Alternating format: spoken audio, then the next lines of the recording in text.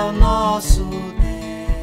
Amém, irmãos. Nós estaremos estudando nesta hora no livro de Isaías. Eu comecei semana passada alguns estudos sobre o livro de Isaías. Não estarei fazendo um estudo sequenciado de capítulo por capítulo, mas dentro do livro de Isaías. Eu convido que abram novamente capítulo de número 1, verso 18 até o verso de número 31. Isaías 1, 18 a 31. Semana passada eu li todo o texto, mas eu não cheguei até o fim nas análises, na exposição. Então nós vamos estar lendo do verso 18 até o verso de número 31. Convido os irmãos a lerem comigo, nesta hora, a uma só voz, esses versículos. O convite da graça. Leiamos. Vinde, pois, e arrazoemos, diz o Senhor, ainda que os vossos pecados sejam como a escarlata, e se tornarão brancos como a neve, ainda que sejam vermelhos como o carmesim, se tornarão. Se quiserdes e me ouvirdes, comereis o melhor desta terra. Mas se recusardes e fordes rebeldes, sereis devorados à espada, porque a boca do Senhor o disse. Como se fez prostituta a cidade fiel, ela que estava cheia de justiça, nela habitava a retidão, mas agora homicidas. A tua prata se tornou em escórias, o teu licor se misturou com água, os teus príncipes são rebeldes, companheiros de ladrões, cada um deles ama o suborno e corre atrás de recompensas, não defendem o direito do órfão e não chega perante eles as causas das viúvas. Portanto, diz o Senhor dos exércitos, o poderoso de Israel: tomarei satisfações aos meus adversários e vingar-me-ei dos meus inimigos. Voltarei contra ti a minha mão, purificar-te-ei como a potassa das tuas escórias e tirarei de ti todo metal impuro. Restituir-te-ei os teus juízes como eram antigamente, os teus conselheiros como no princípio. Depois te chamarão cidade de justiça, cidade fiel. Sião será redimida pelo direito e os que se arrependem pela justiça. Mas os transgressores e os pecadores serão juntamente destruídos, e os que deixarem o Senhor perecerão. Porque vos envergonhareis dos vossos carvalhos que cobiçastes, e sereis confundidos por causa dos jardins que escolhestes. Porque sereis como o carvalho cujas folhas murcham, e como a floresta que não tem água. O forte se tornará em estopa, e a sua obra em faísca. Ambos arderão juntamente, e não haverá quem os apague. Amém. Amém, irmãos. Então, está aí a exposição da palavra do nosso Deus. Vamos fazer uma recapitulação de alguns pontos que nós vimos aqui. Aí, você que tem caneta, por favor, faça uso da caneta. A Bíblia também a gente pode fazer algumas anotações, caso você não tenha uma Bíblia, aí com alguns comentários, algumas informações que são importantes. Então, Isaías significa o Senhor é a salvação. Então, primeira informação. Isaías significa o Senhor é a salvação. O autor do livro de Isaías é o próprio profeta Isaías. A profecia foi dada para Judá e para Jerusalém. A data foi no período dos reinados de Uzias, mais ou menos entre 740 a.C. O tema do livro de Isaías: juízo pelo pecado, salvação pela graça. Quando a gente começa a ler o livro de Isaías, nós temos uma mensagem divina, não é mensagem da boca do profeta, que vem do coração do profeta, mas uma mensagem divina.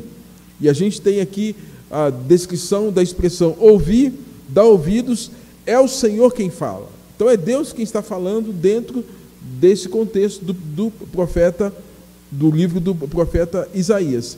O mensageiro, esse sim, é o próprio Isaías. O mensageiro é o profeta Isaías, que tem o nome que significa o Senhor é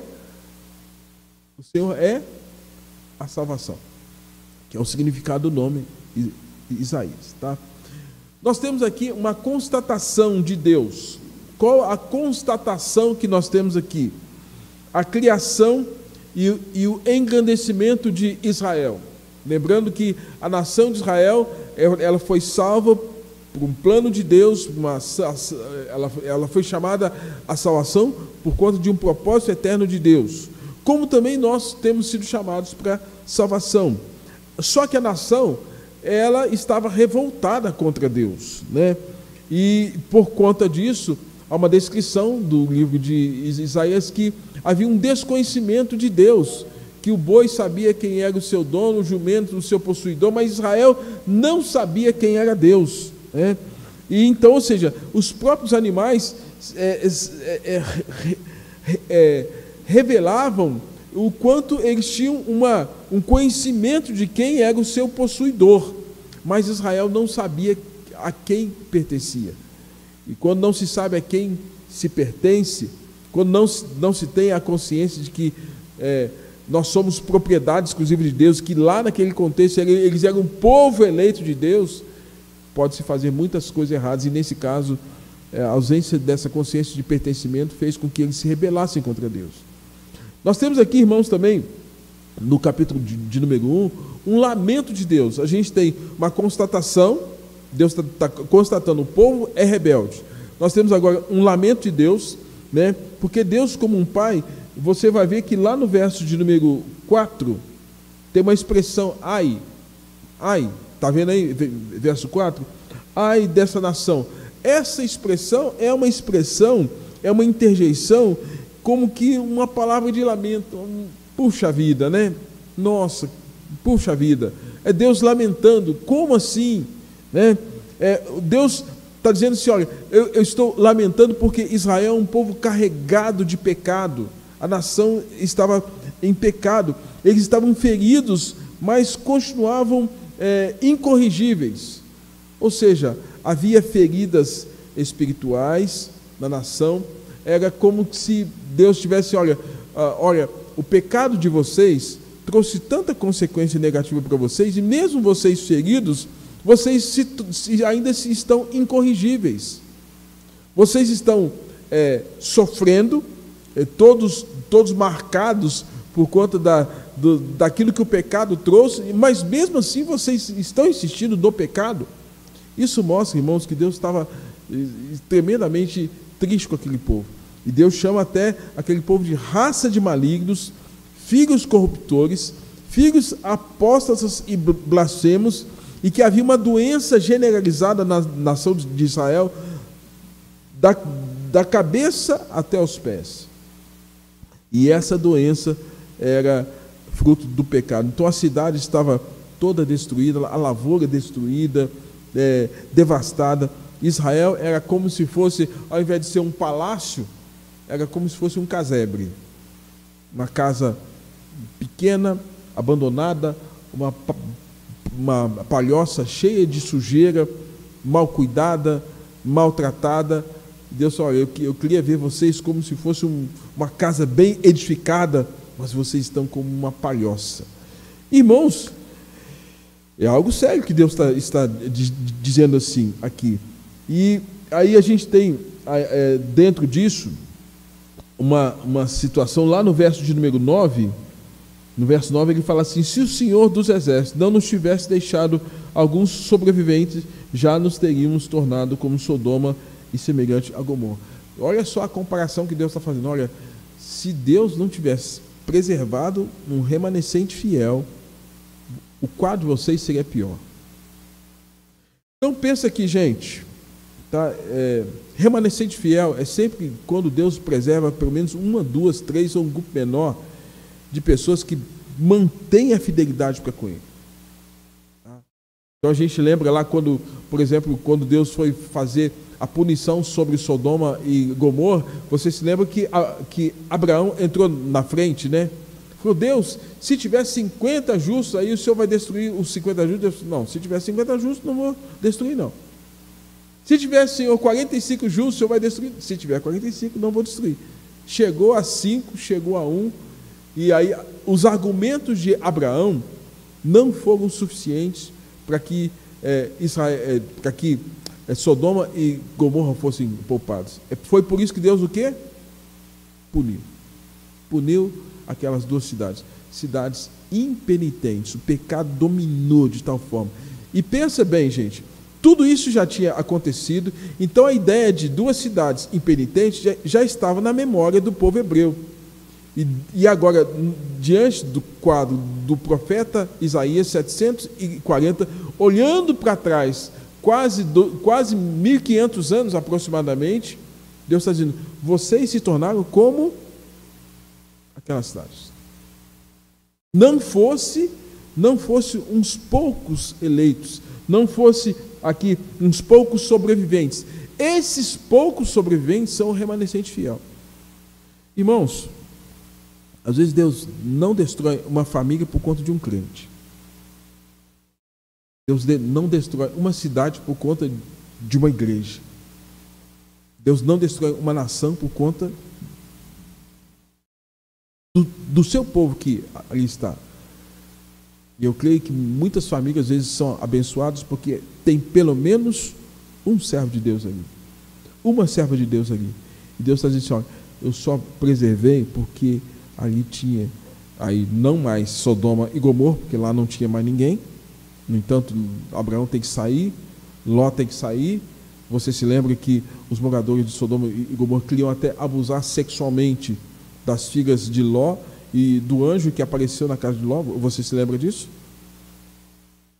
Não tinha ninguém.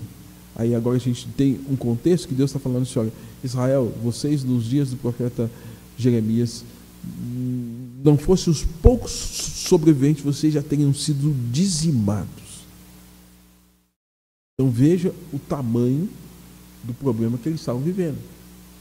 A nação estava em pecado. E aí, irmãos, Deus então está mostrando que tem compaixão. Ainda, apesar de o Senhor tinha compaixão e não abandonou o seu povo.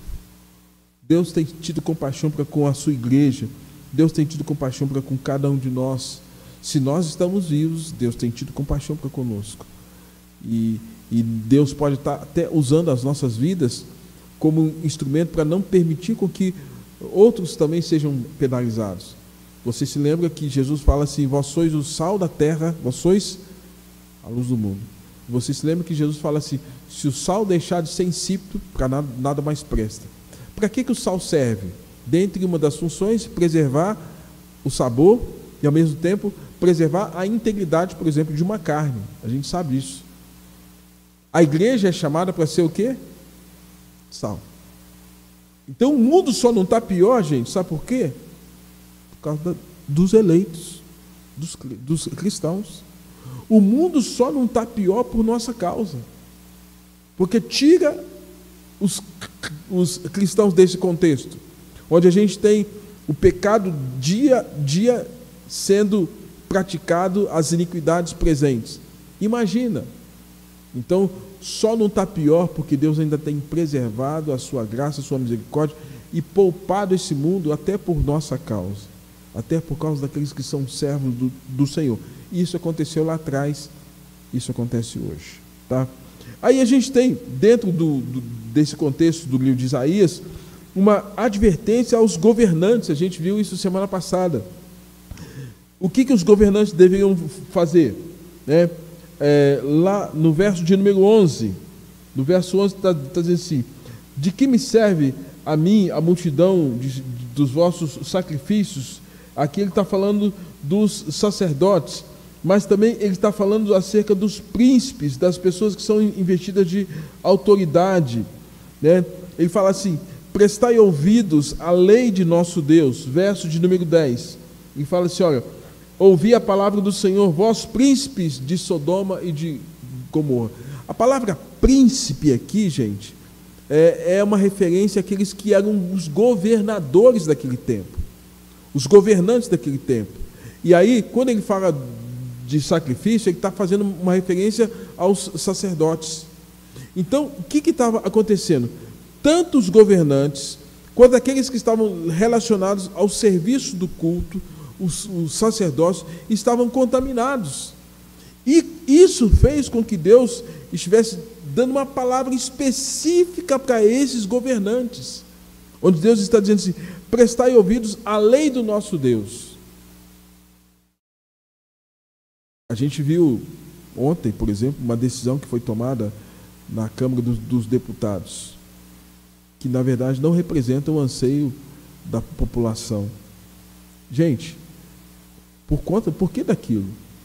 Por conta de interesses próprios. E a gente sabe que no nosso país há uma questão de oligarquia, grandes famílias que dominam tudo, e eles não querem, em hipótese alguma, deixar de dominar e tirar lucro financeiro do que o país tem. Por conta disso, lá atrás Deus chamou a atenção, e eu entendo que hoje Deus está também chamando a atenção por meio da igreja, porque a igreja é a consciência do Estado. E nesse aspecto, irmãos, Deus está falando: prestai ouvidos à lei. Deus está chamando as autoridades, os príncipes e os sacerdotes, a prestar ouvidos à palavra, à lei do Senhor. Lembrando de Salmos 19, a lei do Senhor é perfeita, está na alma. Então Deus está chamou lá atrás, e Deus também chama hoje. Presidentes, senadores, governadores, prefeitos, vereadores, juízes, prestem ouvidos à lei. E aí, irmãos, nós não temos como não pensar que hoje nós temos uma filosofia que está sendo atrelada aos valores políticos, que está falando para Deus ficar de fora da vida do ser humano,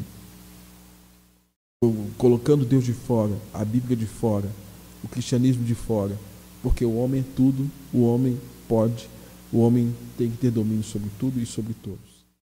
Colocar Deus de fora, irmãos, é o grande erro da humanidade. E Deus está chamando a atenção, porque Israel falou assim: nós não precisamos de Deus. E aí Deus está chamando a atenção porque havia ritualismo, religiosismo, e Deus está dizendo: isso não me serve, não serve para nada, isso está fora dos padrões divinos. Deus não suportaria iniquidade associada a ajuntamento solene, e havia uma profanação do culto, e essa profanação faria com que o povo estivesse em estado de rebeldia contra o Senhor. E lá no verso de número 15, olha só o que Deus diz. Vamos ler juntos o verso 15? O que Deus está chamando a atenção da nação de Israel. Vamos lá? Pelo que, quando estendei as mãos, escondo de vós os olhos, sim, quando multiplicais as vossas orações, não as ouço, porque as vossas mãos estão cheias. Deus fala: olha, nação de Israel, do jeito que vocês estão, vocês podem orar, e eu não vou, porque as vossas mãos, a ideia de sangue, as vossas mãos estão manchadas com pecado, a morte os domina. Então, pensa bem, irmãos, Deus dizendo para a nação: não quero ouvir vocês. Do ponto de vista humano, quando alguém fala assim: não quero conversar com a gente não fica chateado. Quando alguém fala assim: não quero. Às vezes, a gente passa na rua, alguém vira a cara para a gente já não fica sentido. Nossa, fulano tal virou a cara para mim. Não é assim? Imagina então Deus falando assim: eu não quero ouvir a voz de vocês. Deus está dizendo isso lá atrás. E não quer ouvir por quê? Porque o pecado estava dominando, e eles não tinham a percepção do quanto Deus estava chamando esse povo para o arrependimento, mas eles não queriam. Então esse Deus ainda dá o caminho para poder consertar. E aí eu acho interessante, irmãos, que num outro aspecto aqui, Deus aponta o caminho de volta à comunhão e à salvação a partir do verso 18, do verso de número 17, 16. Deus fala: vocês estão sujos, com as mãos sujas de sangue, mas quer saber uma coisa? Eu vou dar uma chance para vocês.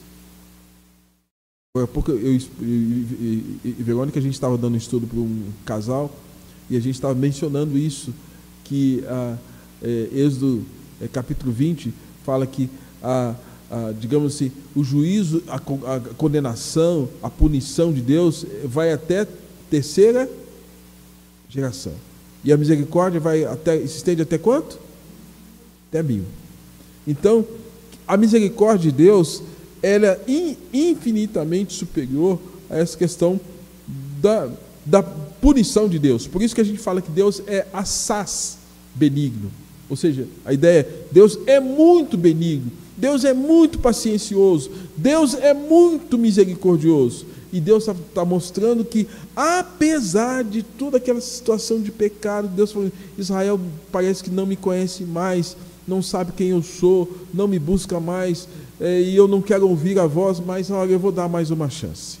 E a chance que Deus dá o caminho pelo qual eles deveriam percorrer para voltar à comunhão. E o caminho está descrito lá do verso 16 em diante. Lavar da sujeira, purificar, lavar as mãos, tirar a maldade, remover de si a maldade, cessar de fazer o mal, aprender a fazer o caminho do bem, assimilar os novos comportamentos, repreender o opressor. Quem é aquele que oprime? Se a gente perguntar quais são os opressores dos nossos dias, Então, hoje, por exemplo, se a igreja é a consciência do Estado, e se o Estado estiver fazendo coisa errada, a igreja tem que falar, porque o Estado pode ser um opressor. O opressor pode ser alguma autoridade, e a gente tem que falar que está errado. Às vezes a gente fala: não, mas a gente não pode falar, porque é uma autoridade, toda autoridade foi constituída por Deus. Mas há limites no exercício da autoridade. E nesse caso, lá atrás, Isaías está dizendo: olha, é preciso repreender quem oprime. Repreender quem oprime. Eu me lembro que quando eu era funcionário da siderúrgica Mendes Júnior, um chefe um dia me chamou a atenção de um jeito assim que, olha, me expôs diante de várias pessoas. Irmãos, acabou o turno, eu estava no horário das 8 às 4 da manhã. Eu falei: não, eu não sou isso que ele está dizendo. Acabou o turno, eu fui lá na sala dele, chefe geral. Cheguei para ele e falei: olha, fulano tal, ele se chamava Rogério, posso conversar com você? Aquilo que você disse não condiz com aquilo que eu sou. Você disse, diante dos meus amigos aqui, funcionários, que me conhecem não somente aqui dentro, mas lá fora, não está correto. Gente, falei com educação, falei com o meu chefe, de cabeça baixa estava, de cabeça baixa, teve coragem de me encarar. E ali ele estava agindo como um opressor. Às vezes a gente tem que ter coragem para repreender o opressor. Essa atitude não é correta. E a igreja, quando eu falo de igreja, são santos, homens de Deus, mulheres de Deus, gente que tem compromisso com Deus, com a fé, com a palavra, que dá bom testemunho. Muitas vezes a gente vai ter que chegar e falar: o que você está fazendo não é correto. É opressão. Está chegando sofrimento sobre o outro. E eles tinham que fazer isso, irmãos. Dentre esses atos de santificação, lavai-vos, purificai, tirai a maldade dos vossos atos, cessai de fazer o mal, aprendei a fazer o bem, atendei a justiça, repreendei o opressor, e diz ainda: defendei a causa das viúvas. Ou seja, mulher desamparada, mulher que não tem o marido, que não tem quem cuide. Opa, pera um pouquinho, vamos defender essa causa. É gente que precisa de ajuda, é gente que precisa de amparo. A igreja tem que ter esses atos, os crentes têm que ter esses atos também. E a ausência desses atos é pecado de omissão, falta de amor, falta de compaixão, tá? E aí então Deus está dando o caminho de volta para que a nação pudesse voltar a fazer aquilo que agradava a Deus, né? E aí a gente tem lá no verso de número 18 um convite fabuloso de Deus. E o convite majestoso de Deus é um convite à reflexão, ao pensamento, né? Quando ele fala assim: vinde, pois, e arrazoemos. A palavra arrazoar significa pensar. Venha então e comece o quê? Pensem no que vocês estão fazendo. Pensem no caminho de volta. Esse arrazoar tem a ver, então, irmãos, com analisar o cenário que a gente está vivendo. Você se lembra lá, um dos textos que talvez seja mais claro quanto a isso, é quando o jovem que saiu de casa, né, o filho pródigo, ele estando lá no meio das alfarrobas dos porcos, a lavagem de porcos, estando lá sem dinheiro, sem ninguém, sem amparo, veio a lembrança sobre ele. A expressão é caindo em si. Esse cair em si não é, ele já estava caído já, né? Já estava na lama já, né? Mas veio o pensamento. E o pensamento dele foi o estilo de vida dele em relação àquilo que ele tinha antes com o pai e o estilo de vida que ele estava tendo sem o pai, longe do pai, em estado de rebeldia contra o pai e vivendo os prazeres de sexo, de prostituição, alguma coisa a mais. E diz o texto que ele caindo em si, uma reflexão. A palavra arrazoar aqui é exatamente esse sentido. Olha, pare e pense, analisa o que está acontecendo, o que você está fazendo com a sua vida. Quando a gente lê o livro de Apocalipse, a gente não tem a expressão sempre às 7 igrejas, aquele que tem ouvidos. Então, você está ouvindo? Presta atenção naquilo que você está ouvindo. Você está ouvindo o Evangelho? Ouça! Porque se é Evangelho, é boa notícia. Se é boa notícia, é coisa nova, é coisa boa, é coisa que alenta, que dá esperança, que dá salvação, que traz direção. Presta atenção. Então, o convite aqui é esse. Presta atenção. Presta atenção. Vinde, pois, vamos, vinde e arrazoemos. Venhamos, pois, né? Pensemos. E aí esse pensar vai gerar uma análise que, evidentemente, com a ação do Espírito Santo, vai gerar arrependimento. E arrependimento começa quando se aprende com Deus um novo modo de pensar. Como o filho pródigo, eu não preciso estar aqui comendo comida suja. Eu não preciso estar aqui com a roupa toda suja. Eu não preciso estar aqui sozinho, abandonado, sendo maltratado por um algoz, um opressor, me dando varada para que eu trabalhe e coma comida como os porcos. E esse opressor é uma representação até de Satanás, né? Que vem para matar, roubar e destruir. Irmãos, o pecado é como uma mancha avermelhada em um pano branco. Não tem como não ver. E não tem como não ver que é difícil de ser removido. O arrependimento é exatamente a mudança de direção, onde, mediante a graça de Deus, o caminho errado ele deixa de ser prioridade. Encontra-se o caminho de volta. O caminho torto agora se torna um caminho direito, que leva à vida. É isso que Deus está falando. Israel, eu quero que vocês de volta, voltem para o caminho. Irmãos, ainda que a vida seja marcada por manchas do pecado, e cito, por exemplo, alguns personagens bíblicos que passaram por grandes e profundas mudanças. Por exemplo, Jacó, ele tinha uma mancha, como nesse pano branco, manchado pelo sangue. A mancha dele era esperteza. Jacó era um enganador, passava a perna em todo mundo. Aí a gente pega Gênesis capítulo 32 e 33, quando ele tem encontro com o Senhor lá no vale de Jaboque, o Senhor muda o nome dele, toca na coxa, na articulação da coxa, e fala assim: seu nome não será mais Jacó, mas o seu nome será o quê? Que significa? Príncipe de Deus. Israel, príncipe de Deus. Não vai ser mais espertalhão, enganador, que fica passando a perna nos outros. A mancha dele era essa. Se a gente pensar, Naamã tinha uma mancha, a mancha da soberba. Quando Deus manda que o profeta, se fosse até Naamã, falou: vai lá e mergulha 7 vezes. Ah, não, mas os rios de Farfar da Síria são os melhores que esse rio aí, Rio Jordão. Não, se não for assim, você não vai ser curado.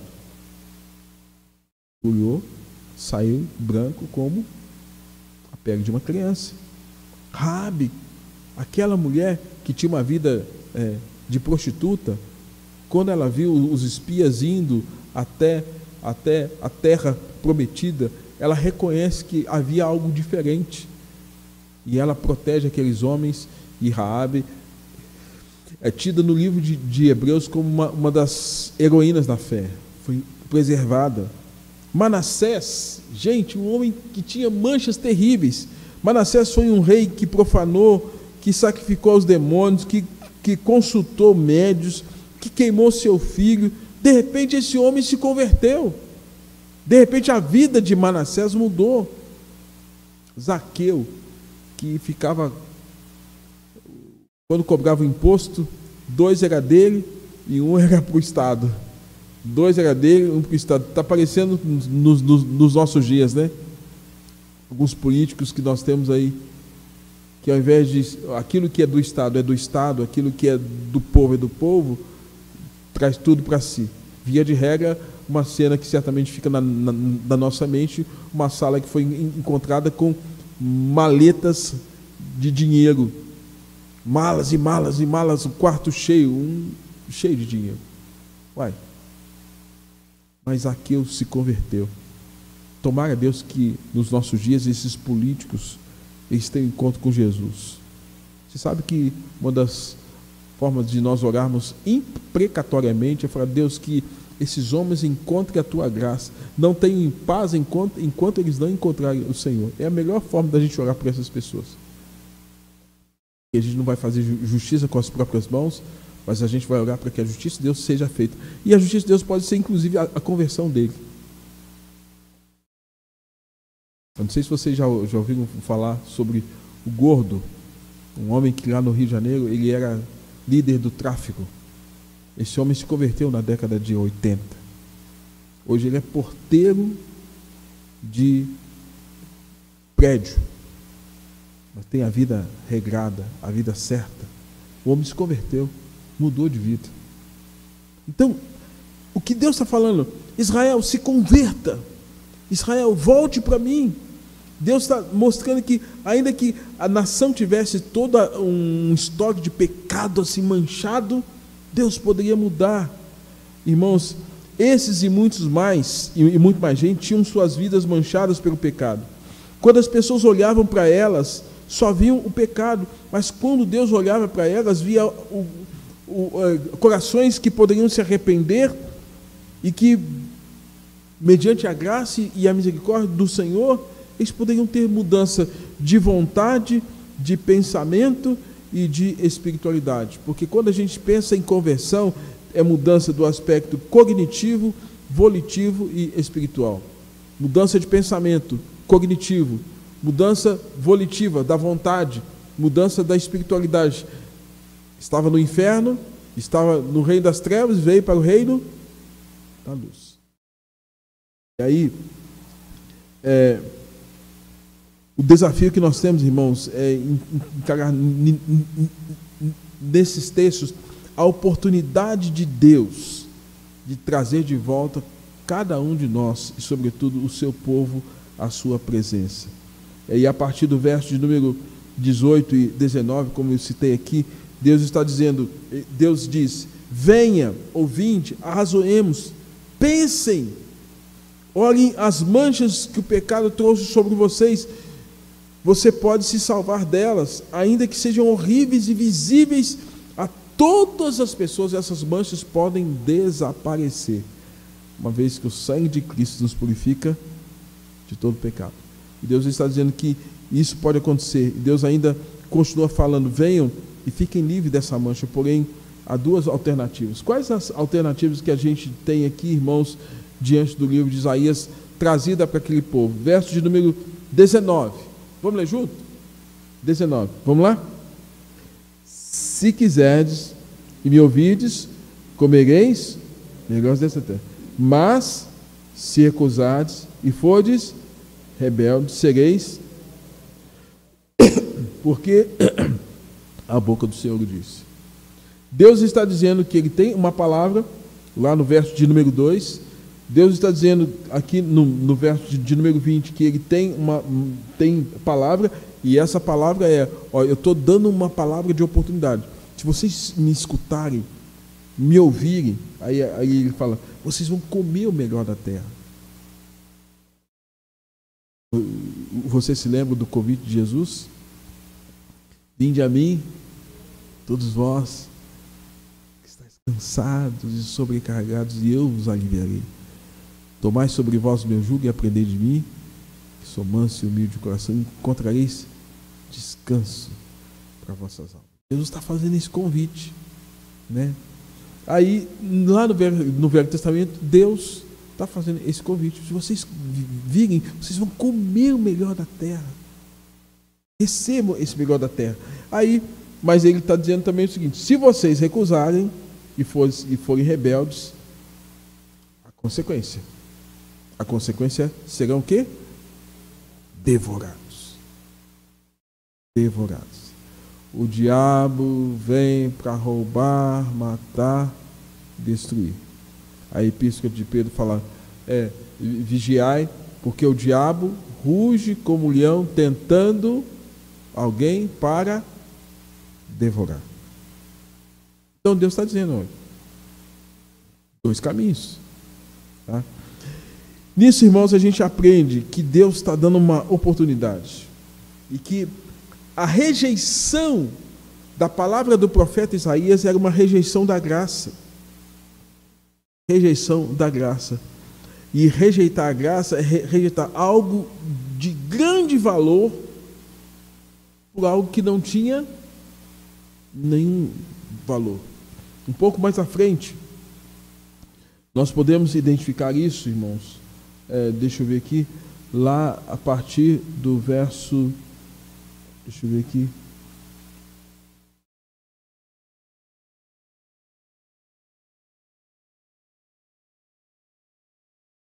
verso de número 24, quando ele fala assim: portanto, diz o Senhor dos Exércitos, o poderoso de Israel, tomarei satisfação dos meus adversários e vingar-me-ei dos meus inimigos. Voltarei contra ti a minha mão, purificar-te-ei com a potássia das tuas escórias e tirarei de ti todo mal, todo metal impuro. Deus está dizendo assim, ó, que Ele tinha a disposição de remover aquilo que era escória. O que é escória? Lixo. Donas de casa aí, quando fazem, por exemplo, alguma fritura, o que acontece? Por exemplo, vai fazer um bolinho de chuva, né? Esses dias está bom para fazer o bolinho de chuva, né? Está friozinho. E geralmente, às vezes, quando ficam uns pedacinhos pequenininhos, eles vão ficando pretinhos, né? E vão ficando ali na borda e vai até queimando o óleo. Vai fazer algum tipo de situação, assim, um quibe, às vezes aquilo vai dando uma sujeirinha e vai queimando cada vez o óleo e vai deixando o óleo quase que impróprio para uso. Aquilo é escória. E aí a Bíblia fala que Deus, Ele quer tirar a escória para que nós sejamos como uma prata, né? Então Ele fala que é preciso que nós abandonemos uma coisa que não tem nenhum valor para termos coisas que têm grande valor. E aí a rejeição da graça, irmãos, vai ser um grande problema para nós, porque vai aparecer as escórias, vai aparecer mais os lixos, mais os fluidos que na verdade sujam, maculam a nossa vida. A vingança de Deus, né? Capítulo de número 1, verso 28 e verso de número 29. Vamos ver aqui o que Deus está falando acerca da vingança que Ele há de fazer sobre aqueles que, na verdade, não se renderem a Ele. Vamos ler junto? Mas os transgressores e os pecadores serão juntamente o quê? Destruídos. E os que deixarem o Senhor perecerão. Porque vos envergonhareis dos vossos carvalhos, que cobiçastes, e sereis confundidos por causa dos jardins que escolhestes, porque sereis como o carvalho, cujas folhas murcham, e como a floresta que não tem água. Deus está dizendo, olha, vai haver destruição. O juízo justo divino de Deus voltar a mão contra os seus inimigos, contra aqueles que na verdade não se renderam a ele. A dádiva de Deus, aí a dádiva de Deus, verso de número 25, voltarei contra ti a minha mão, purificar-te-ei como potassa, né? Deus tem o desejo de restituir, né? Deus tem o desejo de fazer com que nós tenhamos sábios conselhos, e Deus tem o desejo de que nós sejamos salvos. E aí o verso de número 31 vai encerrar dizendo: o forte se tornará em estopa, e a sua obra em faísca, ambos arderão juntamente, e não haverá quem os apague. Deus deseja, sobretudo, a salvação de Israel. Deus desejou que Israel se voltasse para ele lá atrás. Em si, Deus está vendo o pecado da nação, Deus está vendo quais são esses pecados, e Deus está vendo o estado de rebeldia da nação, mas Deus está agindo com compaixão e com misericórdia. E o que eu aprendo nesse texto, irmãos, é que, aplicando isso para os dias de hoje, nós não somos muito diferentes daquele tempo de lá. E que, tal qual aqueles dias, Deus está falando conosco: vinde e arrazoemos. Vinde, arrazoemos. Ainda que os vossos pecados sejam vermelhos como a escarlata, se tornarão brancos como a neve. Deus ainda tem nos dado oportunidade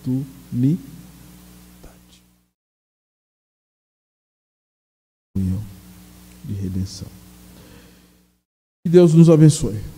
Que assim possamos, nesta noite, ter essa reflexão desse texto, da exposição da palavra do nosso Deus, que não tem como a gente mudar aquilo que é verdade, aquilo que está escrito. Mas que a gente, nossa, podia ser diferente, né? Não é, foi isso que aconteceu, mas o que pode ser diferente é a nossa atitude diante da palavra que nós ouvimos.